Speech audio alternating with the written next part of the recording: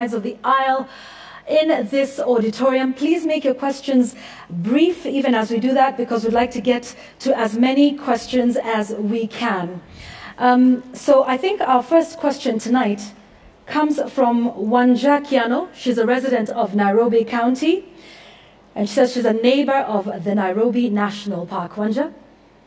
Good evening, gentlemen. My question is, if elected, what would you do on matters wildlife and conservation, especially like Nairobi National Park, where the lions are suffering from their endangered species? Thank you.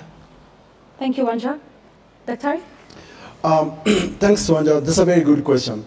I think one thing that we recognize at Third Way Alliance is that conservation is a key issue. You will see in our manifesto we talk about the environment and all the things that come with it. Of course, what has happened in this country is that poaching and crime has gone on unpunished, and the preservation of our national parks has gone. I mean, 2 years ago, my family and I went to Masai Mara, and I noticed that the ordinary Kenyan actually want to enjoy the beauty and flora and fauna of our country, but the infrastructure in the national parks is pathetic. Accessibility is a problem, and that's all a question of maintenance of our national parks. I think for me, this is a priority in our manifesto, that we will ensure that we maintain our national parks. We will not allow land grabbing in the national park to take place as it is currently. I'm told there's a 78,000 acre of land that somebody is targeting in the Nairobi National Park. This is something that we will stop alongside our proposal to actually end corruption and to punish those who intend, to encroach into the national parks. This is something that we will respect and will conserve and will, of course, preserve all the endangered species in our various national parks. I think that's one source of wealth for this nation, and I think the preservation of it is absolutely key to my party. All right, thank you very much. You still have some more time? All right, asante sana, Dr. Okot. Dr. Kali? Thank you. Environment is a very big pillar of what will be my administration. What is happening in poaching and wildlife is just a symptom. It is connected sometimes to poverty and environment. They are very connected.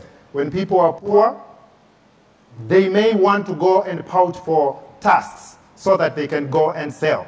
So cleaning up, building infrastructure and economy that is strong can actually preserve animals, our animals in our wildlife. Number two, corruption. People allowing the animals to be poached because corruption is just like that. I already promised I will be the end of corruption. And therefore, if anybody is caught doing that, they will have to serve time.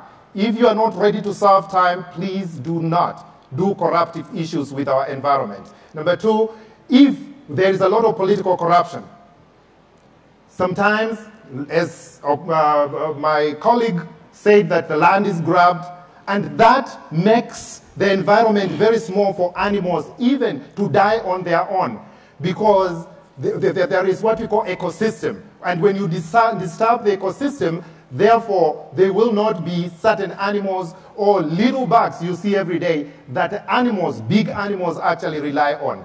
And you will also notice that when it comes to environment, we want to make sure we adhere to the world standards. We also use GIS, Geographical Information System, to identify animals, white elephants, rhinos, black rhinos that are under threat. We make sure that we take steps forward to conserve those. So when it comes to environment, I will be an environment president also, and I can assure you I've just signed an environment agreement with environmental gentlemen, those who visit me in my house, and I can assure you that I'll abide by it. Thank you, Dr. Kalui. Professor? When it comes to our wildlife, Yvonne, if you take care of the people will take care of the wildlife. If you impoverish the people and steal from the people, then you cannot expect the people to be guardians of their national and their natural heritage.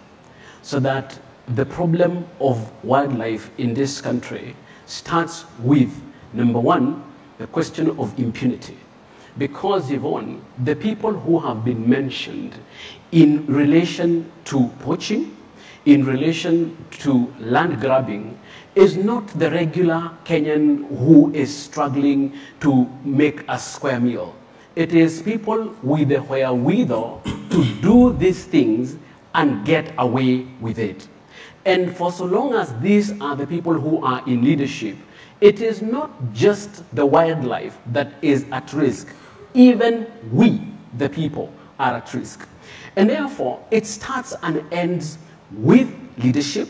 It starts and ends with people whom we can trust, not just with wildlife and natural resources, but with the country. Currently, I'm just worried about the kind of names that are bandied around when it comes to travesty in the wildlife sector. I do think that it comes back to the story that we have been making this evening. Siasa ya ukabila, ukora na upuzi. If we cannot look after the people will not look after the animals. If we invest in our people, the people will see the benefit in the animals. If the benefit comes to them, they will see it. If it doesn't, then you cannot pontificate to them that they need to preserve their wildlife. All right, thank you, gentlemen. We have our second question from Dr. Scott Bellows, who's from the USIU. A question regarding education. Dr. Scott?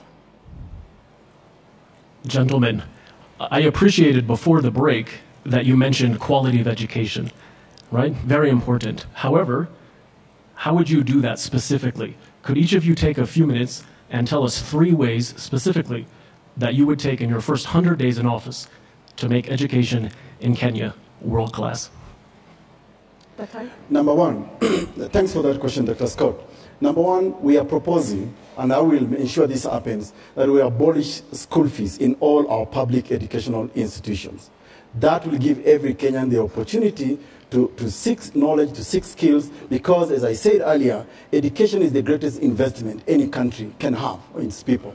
Number two, as we have said earlier, that I'll ensure that all public servants use our public institutions, including educational institution, because the failure for them to appreciate what an ordinary Kenyan goes through is the reason why institutions are dilapidated. There is no investment in them.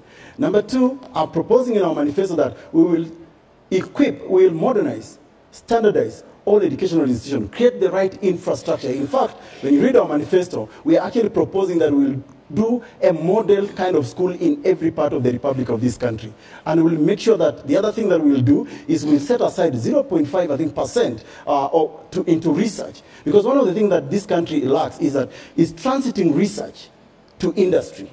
When I was chairman of Jomo Kenyatta University Council, I noticed that most of our universities are actually doing a lot of innovation, right from year 1 all to year 4. But there is no attempt to industrialize this innovation, these educational skills. For example, JKUAT students invented a tractor which is really designed for that farmer who can just till 1 acre of land, that will ensure there is food security. That has not been taken into the market. It has not been industrialized. And we are connecting that to our industrialization program, which you will see in the manifesto, including providing the right environment so that any manufacturer who sets up a company, for example, in northern part of Kenya or any other part of this country, and employs at least 200 Kenyans, receive certain tax incentives. We are trying to link research, education, and industry. All right, thank you. Dr. It comes down to cost, quality, and access. When it comes to access, I am proposing that we build CRCs. Education does not have to think, we don't have to think of universities only. Because a small group of people are in universities, they are also doing well too. I'm not discounting them. I'm a university dean. But there is another education that is supposed to be bigger that affects most communities. We will build CRCs, or community resource centers. If you just want to be a carpenter, you'll be told which school you go to, how much it costs, and what semester it starts, and even where it is located. In fact, where you get that kind of jobs. And I will make sure university students, those who are they are in universities, they can do their internships. in the CRCs and make sure we complete the circle and they get the credit they need, and our communities there, they do get the kind of education they need at the local end. When it comes to the quality, I have already promised that in the first days of office, and I'm talking those are first days of office for CRCs, that the majors will be chosen by the students. They will choose what they want to work with, and our universities will comply, because we don't want to train and graduate people who are in majors. They don't want to be doctors, they don't want to be engineers, yet they are engineers. They graduate anyway. When you send them to the civil engineering, they take off with the tractors. So we want you doing what you want to do because you chose it. And when it comes to the cost, of course, the CRCs will reduce the cost itself. So we are talking of competition, finally. Our students will compete. We are about 97th out of 118 countries that have been taken out, or they have been assessed. In terms of actually the kind of the skills that we have. So we are low on skills, and I'll make sure we rise up competition, KICC, every day, every weekend. Thank you, Dr. Kaluyi. Professor? This is a good one. I like it from the USIU guy. What are we going to do for quality education? Number one, transform pedagogy. I have made this case very strongly in my blog, profmichaelwainaina.com. I have said it is not sufficient in this country to be changing curriculum every 30 years, because that is not helpful. The problem is not the curriculum. The problem is the pedagogy, the art and science of teaching and learning. If we do not transform pedagogy, even if we got a curriculum from heaven, it is not going to help us. And I did that article when they say that they are removing the 844. And I told them, guys, the problem is not the 844 system. The problem is how we are teaching. We need to fix that. So number one, transform pedagogy. Number two, modernize the teaching profession.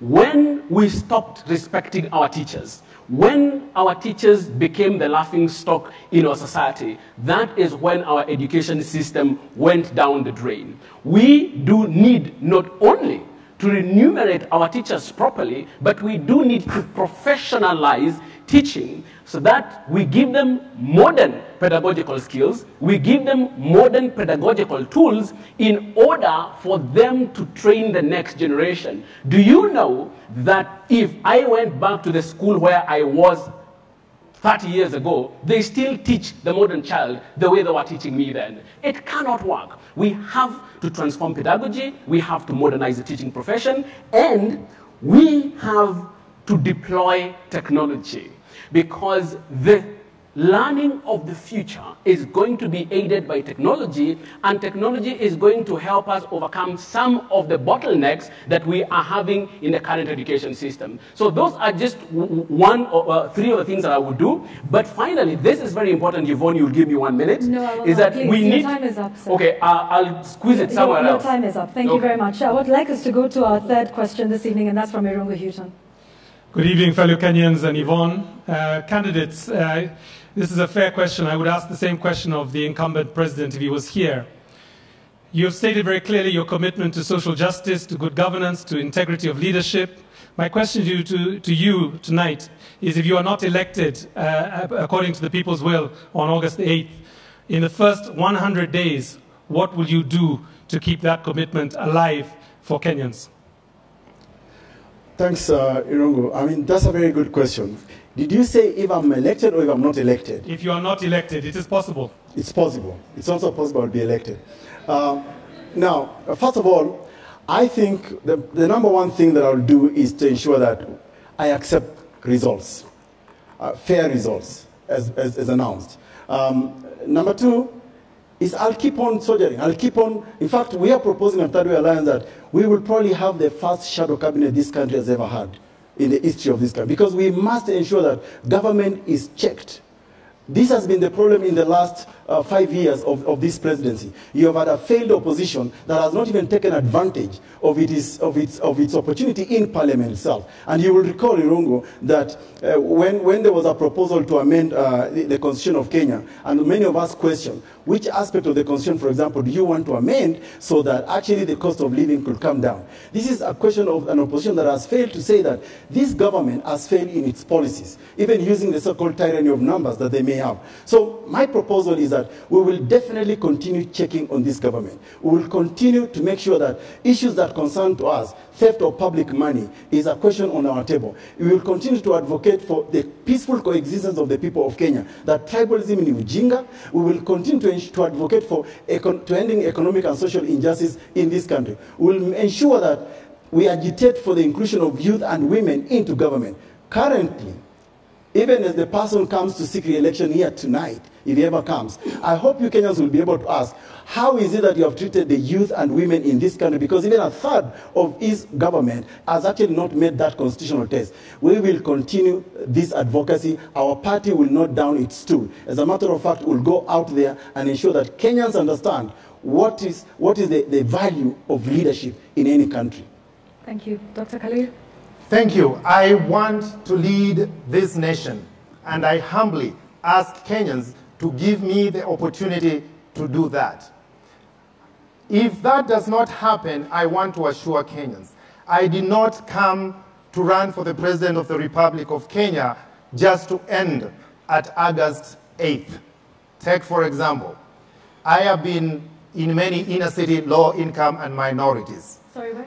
I have been in many inner-city low-income and minority areas, that is Mathare North, Mathare Valley, Kibera, and think last week I gave you Muthiora Kariara. Is someone I have coached, I have mentored, and I will continue to mentor. I cannot step aside. The people in Kibera, the people in Mathare Northern Valley, I cannot stay away from you. I will continue to lead, and I have a role to play in this country. So if you give me the opportunity, I will lead this country, including them. But if it doesn't happen, I will continue to lead the way I've been leading. So the people in Kibera, Mathare, all the Kitui inner city low-income and minorities, Niaji, Wazito, I am with you, I got your back. So we will continue. But should also, on the other side, and we have many, we have Team A, we are on Team B, I think, but no, that's you even... I'm in Team A, I don't know about you. Thank you for the assistance. But let me take this from here, go forward. Now, if I get the opportunity from you to be the commander-in-chief, I will not just stop. I will approach President Kenyatta, I will approach Raila Odinga, I will approach Ikuru, I will approach my friend here, Mr. Wainaina, Ndida, wherever you are, Joe, and even Jirogo. I will ask them for the manifesto. I will ask them to give me their experience. Together, we will lead. Just because you have failed does not mean you have failed in leadership. I am ready for duty, and that's why I'm running for the President of the Republic of Kenya. Thank you. Professor? My commitment to youthify and modernize Kenya comes from a deep commitment to the fact that it is time for a new generation to get involved in setting this country on a different trajectory, on a different direction. That commitment did not start now, and that commitment is not going to end on 8th of August. I am totally committed to the cause of inspiring and investing in a new generation of young men and women who will modernize this country. Because Yvonne, I don't know of any other way. I have been asked, why is your story youth, youth, youth? And my answer is because I do not know of any other way that we can reimagine and reinvent the Republic. We have to invest, we have to inspire a new generation of young people who are going to do it. And some of the things that I'm proposing on my manifesto are doable on a very, very small scale, and we will continue to do them. Things like internships, things like innovation, things like mentoring, things like business incubation, things like support for film and creative arts, which I am already, doing. Things like skills development are things that I can continue to do and will continue to do to support my very, very strong belief that the only way for us to get a new trajectory for this country is to inspire and invest in a new generation of young people. And therefore, the Youthify and Modernize movement is not going to end on 8th of August.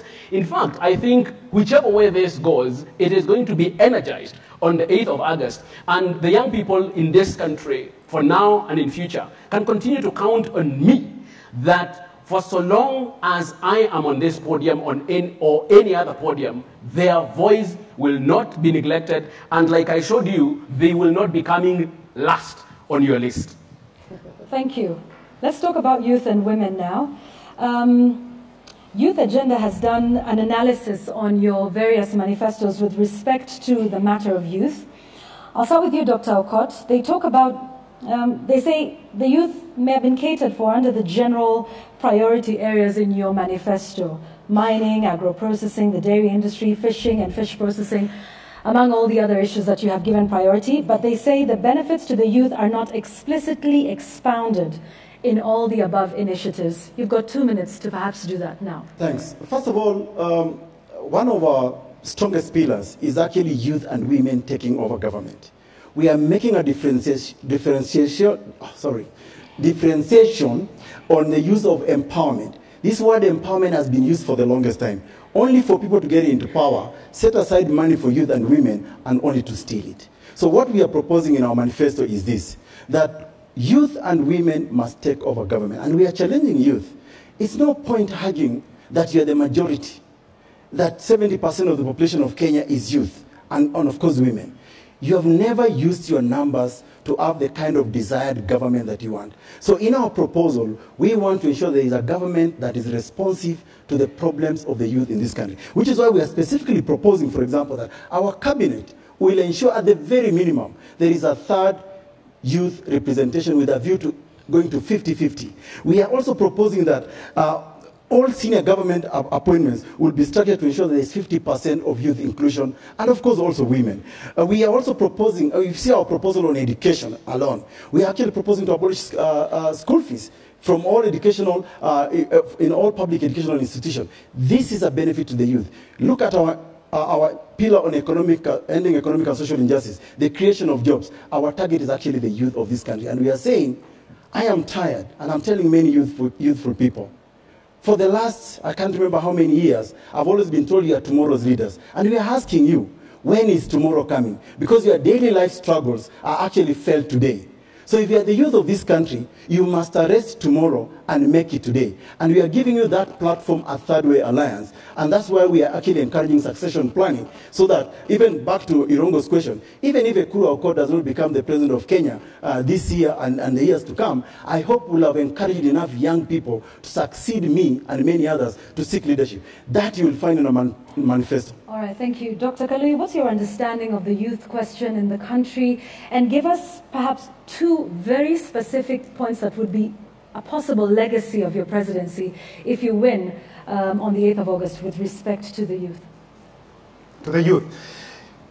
If you want to talk about a problem, you can as well start showing results. Again, I brought to you Mr. Muthiora Kariara, someone I've worked with, we have spoken to, and the Kenya has fallen in love.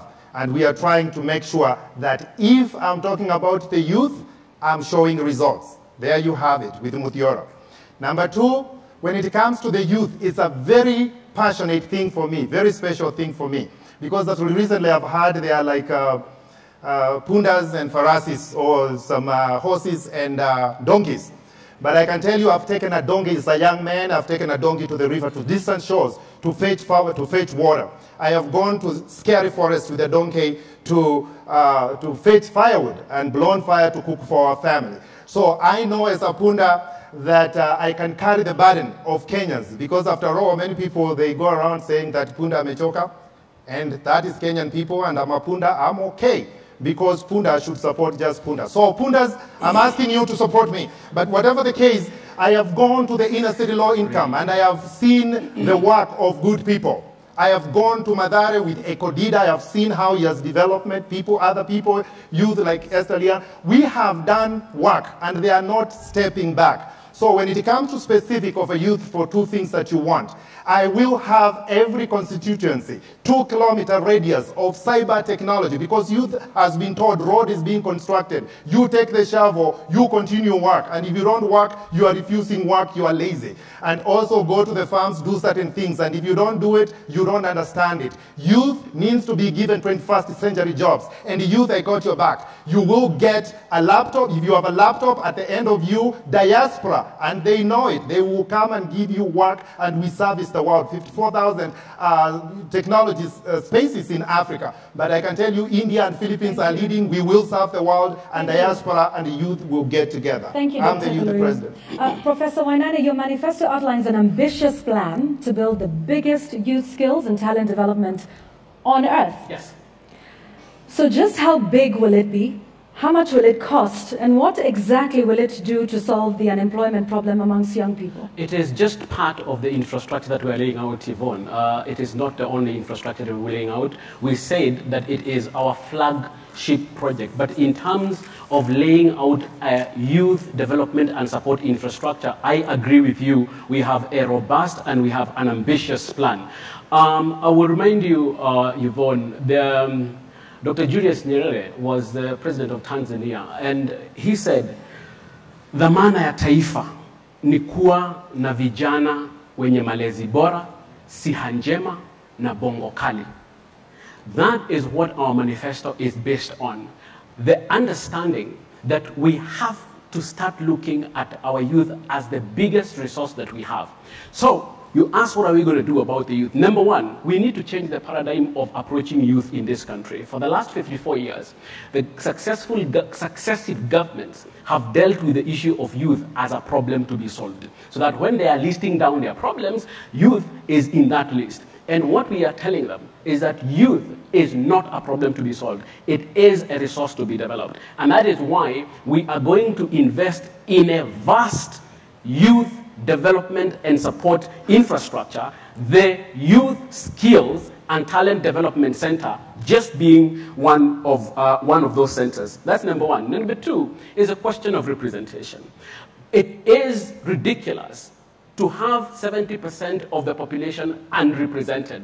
And what we have said is that we are going to amend Section 7, Section 8, and Section 11 of the Constitution, so that we can achieve 50% representation of youth, 50% representation of men, and 50% representation of women. What the Youthify and Modernized government, Yvonne, is trying to do is not only have youth as a resource, but make this the most exciting country to be young.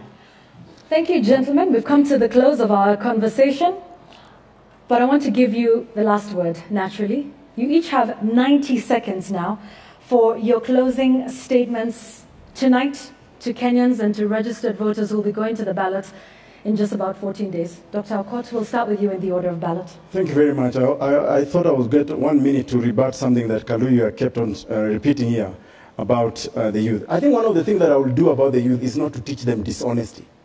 Integrity is very important.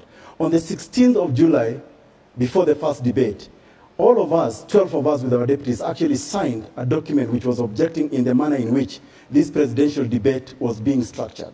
It was very unconstitutional, even in terms of just allocating the 3 of us here 90 minutes, and then the 2 people that you are waiting 90 minutes. That was unfair. And we signed a document that says, unless the debate is restructured to at least be equitable to us, we will not participate.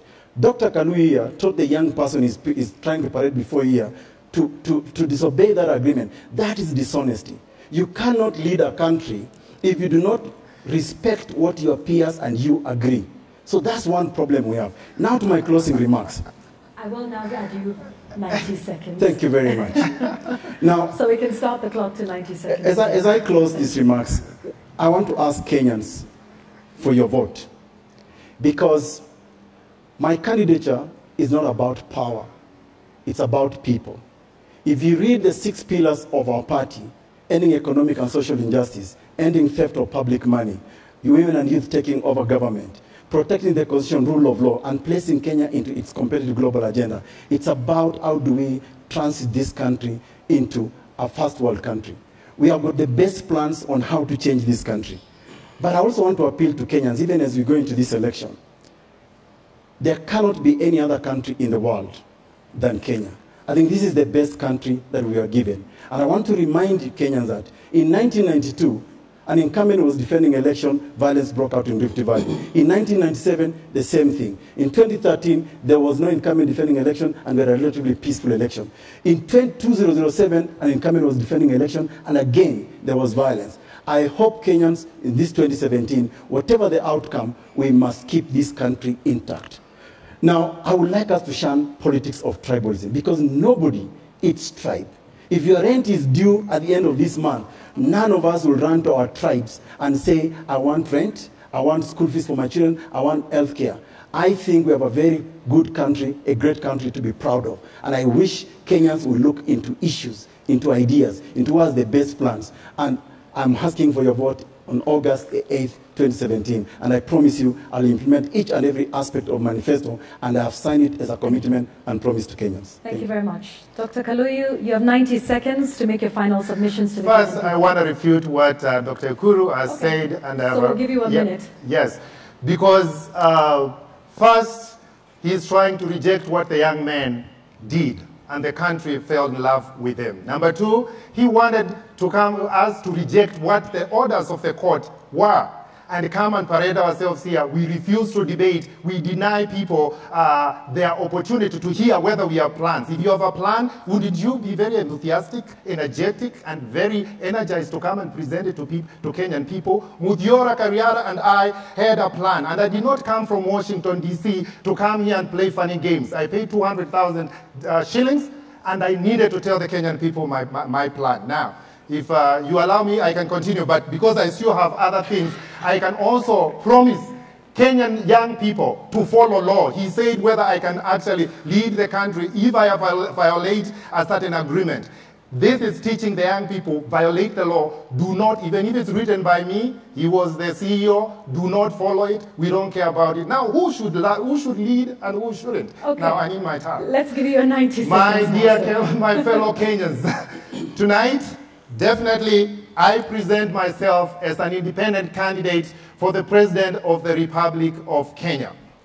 That now, the fun and games and big crowds are over, and the political funness is end. It comes to this moment, just this moment. The moment that you must decide how yourself, your children, and the children of your children are going to live in future. I am tired of broken promises for the Kenyan people. I am tired of people telling you everything, the same thing over and over, business as usual. Now it is the moment to choose. Dr. Japheth Kavinga Kaluyu and Muthiora Kariara, we like David, we come with a sling because we are underfunded. We do not have a big name and fame. We come with a sling and a few stones. But with prayer and the name of God behind us, we are ready to face the political Goliaths. And now, as opposed to what people thought, it is a dog fight. And you know what? We accept we are pundas. And trust me, when the pundas are tired, do not step behind them. They kick hard. So we're going to kick hard. We're going to fight hard. And we can tell you, you can trust us. We are not business as usual. A fresh start. And please, we humbly ask for your support. Kenya will be different, a beacon of hope and a shining city on the hill. And ladies and gentlemen, you will not recognize in future. Thank you very much. Thank you, sir. Prof, 90 seconds starts now. Thank you. It would be remiss of me not to recommend a good book for the viewers. It is by Greg Mills, and it says, Why Africa is Poor and What Africans Can Do About It. It's a good book that you need to read, but one of the things that he says that I would like to use as my closing comment is that no one works harder, longer, to produce so much for so many with so little like the African woman. And I would like to thank the Kenyan woman for bringing us to where they have brought us now. But we need a new vision and we need a new direction. And this new vision and new direction is going to come from a new generation. And young people in this country, if you're young in this country, you have an appointment with the future. And the Youthify and Modernize government is going to prepare you for that appointment with the future. You will hear about 1940, you will hear about 1960, you will hear about 1990. You will not live in 1940, you will live in 2040. You will not live in 1960, you will live in 2060. And the Youthify and Modernize Kenya government wants to lay a foundation so that your 2060 will be different from the Kenya that we have today. Youthify and Modernize Kenya on 8th, vote for Michael Wainaina Mwaura and Miriam Mutua for president. Thank you very much, gentlemen, and thank you very much for honoring our invite to this debate tonight. I just want to remind all our viewers that this invitation was extended to all candidates, including independent presidential candidate Joseph Nyaga, as well as UDP presidential candidate Cyrus Shahalara Hua Jirongo, and the